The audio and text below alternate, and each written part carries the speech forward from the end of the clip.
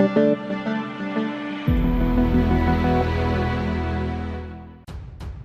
to hard reset VIVO Y11.